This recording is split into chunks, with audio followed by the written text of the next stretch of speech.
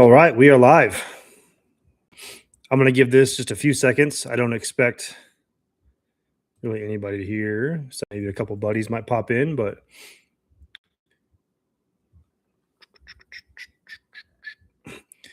so how this is going to go is I have a few notes that I'm going to go over. And then once I talk studs and duds, I'll try to get to any questions anybody has if they do pop in.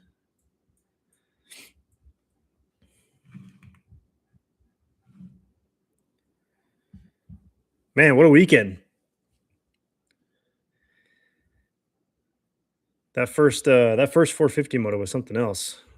We'll get to that a little bit, but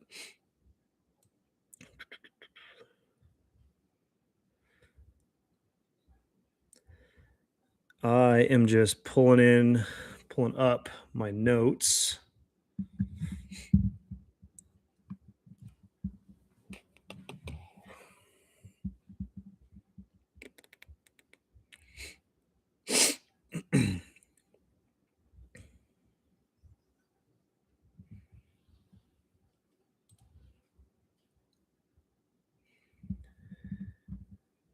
All right, I'm going to go ahead and get this going. LakeWood review show. I'm going to get right into my studs and duds section here. So if you're not familiar with it, I pick 3 studs and 3 duds from each class, and I go over why I think they are studs and duds. So let's get into the 250 studs. And we have some repeat offenders this week. Um, for good reason, though. So my 250 studs, my number one stud for the weekend for the 250s was Sasha Kunin. And I'm going to be honest, I had a video floating around out there about my predictions for him. And if you go by Moto, I nailed it. If you go by race prediction, I still nailed it. I nailed it. Let's just be honest. So Sasha Kunin, I had him. If he's a crasher, I had him. If he didn't crash, he was going to win, but he crashed. But he also won. So if you're talking overall, yeah, he got fourth overall. Didn't necessarily win, but he did win a moto, and I did predict that start. That first moto just didn't really go his way. So 250 stud, my first stud, Sasha Kunin, coming in from overseas, altitude, bike changes, just the different atmosphere. Like you can't ask for much more for a guy to come over here and make a debut like that. That was pretty solid. A lot of guys come over here and they kind of bite it. So Sasha Kunin, stud, and we'll get a little bit more into that as we talk about just the race in general. But my second stud, and man, me and my wife, we play fantasy. This guy has been fading so bad the first 6 motos, or I should say the first 4 motos. He would get good starts and he would just throw the anchor out and end up 18th, 19th. And you could just, to me, that was a fitness issue. Like he just wasn't in shape and he's a rookie. Landon Gordon this week was a stud. He proved me wrong because not only did he have his best ride of the season in the second moto in altitude, I mean, he got a top 10, he got 7th place. And that makes me rethink my entire, just my thought process on Landon Gordon going forward because I wasn't going to touch him in fantasy. I'll tell you that much. I expected him to fade really hard at Thunder Valley in the altitude or the elevation, and he didn't. He put in a great ride. So, second stud, Landon Gordon. You were a stud this weekend. Good second moto, 7th place. Good job. So here's I have a tie. I have a tie for third on my duds, and it's repeat offenders from last week. These were 2 of my studs last week, but they earned it again this week. Levi Kitchen and Nick Romano. So Kitchen has shown me something this year that he just wasn't pulling it together last year. He would get a bad start and just kind of finish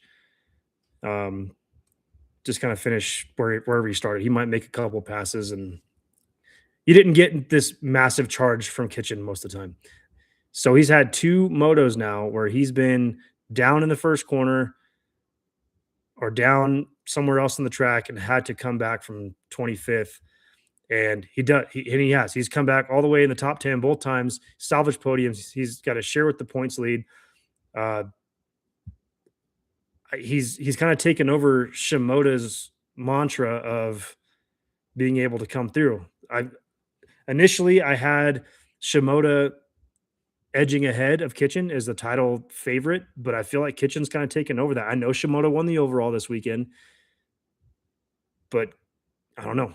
I think that it's the scale is tipping towards Kitchen as these races click off. Nick Romano, congratulations on your first podium on a fill-in ride. Wow. He I put out a video earlier that said, Mitch, sign this kid, and he keeps proving it. I don't know how much you need.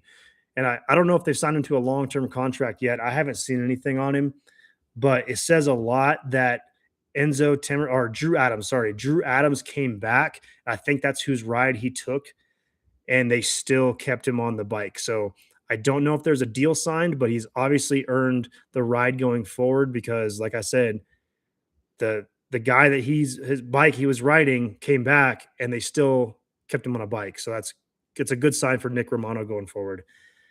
So let's get into my 250 duds.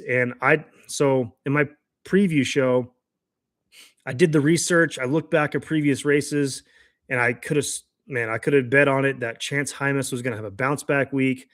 He's won 3 out of 6 motos there in the last 3 years, and the other motos were podiums, and he was nowhere. I called him for a podium this week, and he was worse than mediocre. He had 2013 moto scores, no crashes that I've seen, just from a previous race winner and title favorite to come out and be this mediocre.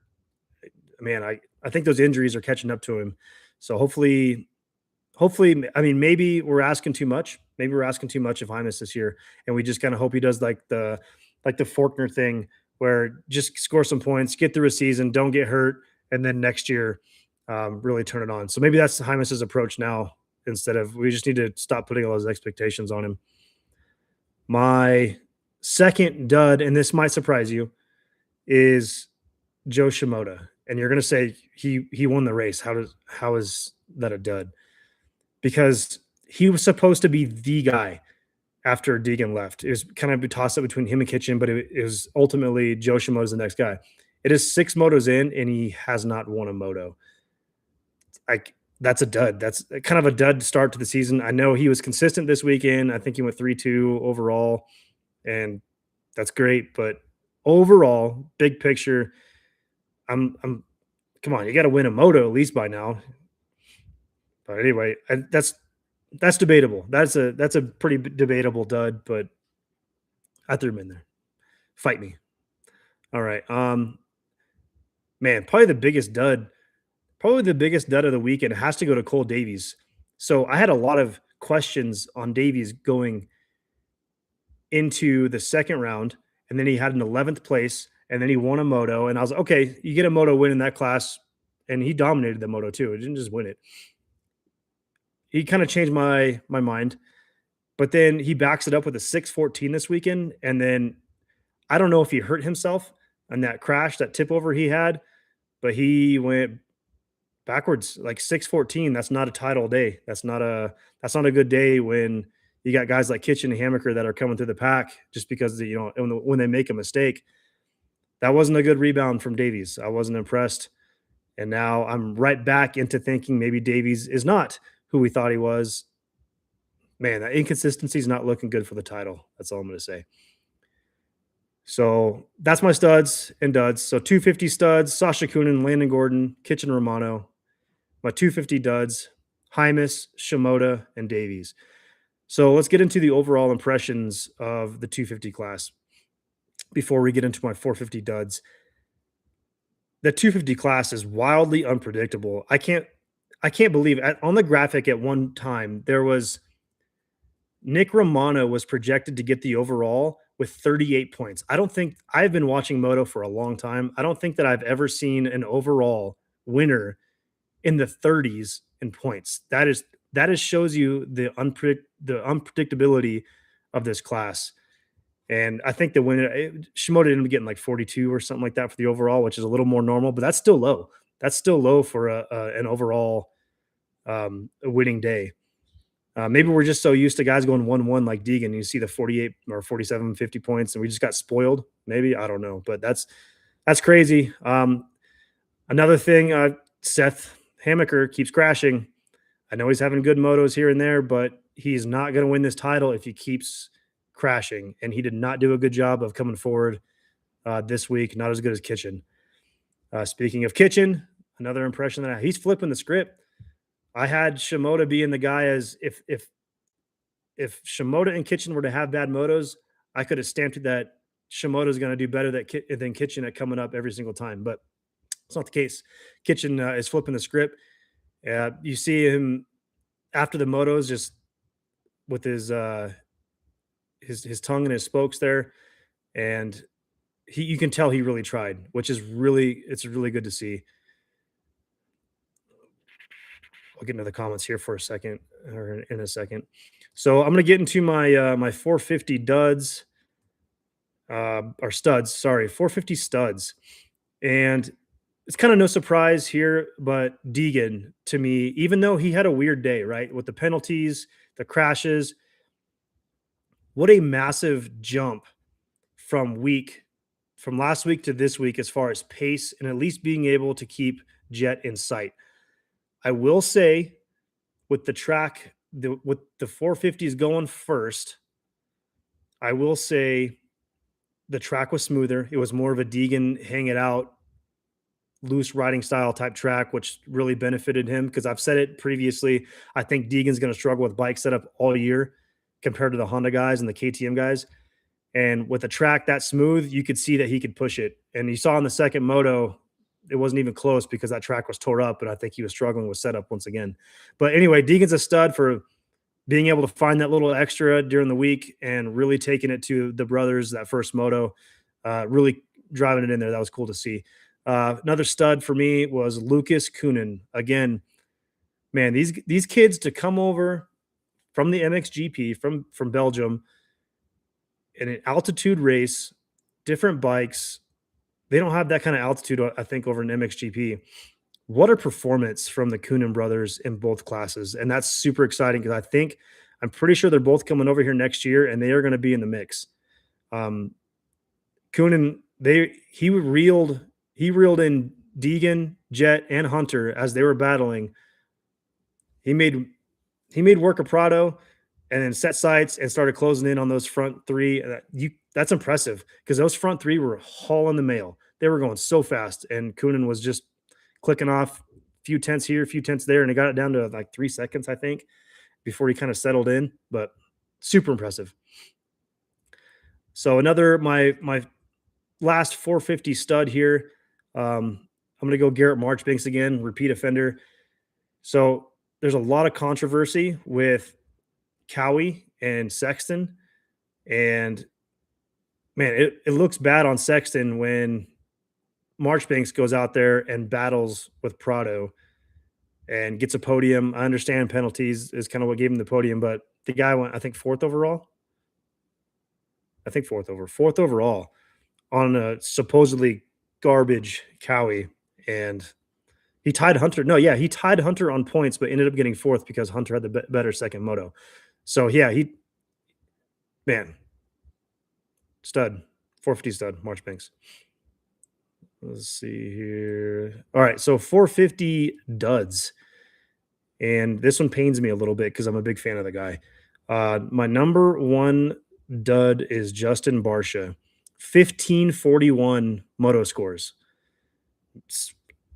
I don't know if he does not like that bike. I don't know if he's fighting injury still, but he has not looked the same coming back after his recent injury. And I don't think he even lined up for the second moto. I didn't see his name on there, but yeah, Barsha, that was a dud.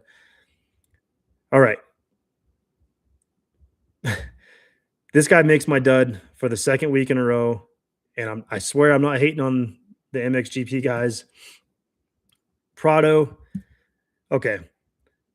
I thought Prado was going to be mixing it up with Jet and Deegan and Hunter this week. You had Coonan coming over. I thought it was going to light a fire under him. He had a bad week last week. He needed a rebound anyway, regardless of Coonan, regardless of any of that drama. Prado needed to bounce back in a big way, and he didn't.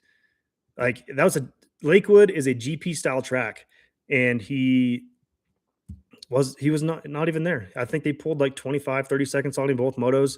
He got penalized the first moto. He just drops further back in points. I don't have him as a title favorite anymore. I just don't. Um, he's the next best guy. I think it's going to be a lot of Hunter, Jet, Deegan, and then like a gap, and then Prado, and then a gap. If that makes sense. I mean, I put Marchbanks in my studs, and I mentioned that he was battling with Prado. Like Prado was such a title favorite. Did you see him battling with Marchbanks at all? Like why is that a battle? Prado should not be in that same class. He should be up there with the top 3, and he's just not right now. Um, and this might surprise you a little bit, but my third dud is going to be Hunter Lawrence. And I said last week, Jet beating him took away his confidence a little bit. I think a lot of it. And of course, he's not going to come out and say it. They're brothers. They're going to keep that tight lip. But I think everybody knew that watched that race knew Jet was back, and Hunter knew it. He got toyed with, and he lost some confidence. Then you get into this week, and of course, the speed's there. He always had the speed, but you saw a lot of uncharacteristic mistakes from Hunter trying to keep pace. And I think that because of his confidence was shaken a little bit. And now Jet's just he's beaten the last few straws of confidence out of him. And by next week or the week after, it's going to be the same old. Everybody's racing for second place, except maybe, I don't know, Deegan. Maybe Deegan. I don't know. Because like I said, he's going to struggle with bike stuff, I think, especially when we get to the East Coast tracks, and the tracks are a lot deeper and ruddier. So my overall takes from the race is, for the 450s, is wow on the Coonan brothers. That is a lot to ask. They literally raced a GP, got on a plane, flew out here, had to adapt to a bike, adapt to the schedule. I mean, that is a huge adaptation to come over here and do what they did. So with that being said, let's see. I'm gonna get to the comments here. I think it looks like there's only a couple guys in here, and they already left. So MX Metal, I believe that's my buddy Jordan here. I haven't watched the race yet. Hoping to see some good finishes from my guys. Love the channel and content. Keep it coming. I appreciate that, Jordan. I'm still really new at this, so a little awkward for me, to be honest, to be in front of a camera trying to talk, but it's whatever. I saw the recap. So Julian Lemaitre, 9785, says, I see the recap on Le Big USA. It's great. A great day for Jet and Dylan Ferrandis in my eyes. Ferrandis is, obviously Jet's Jet. He's gonna be Jet for the rest of the year, do Jet things. And Ferrandis had a better weekend last weekend. He was kind of I think he was around 8th-ish, I think, for Lakewood. He didn't seem, I saw some interviews, and it seemed like Ferrandis didn't really like the track all that much. He was kind of talking crap on the mulch scenario. And let's see, did you say, another one from Julian says, did you say Boyce Ramy riding the 250 class? I actually haven't seen him. I don't think he was there this weekend. I think he's riding select events. And when he was there, he was kind of like the 12th to 15th-ish place. He was riding good.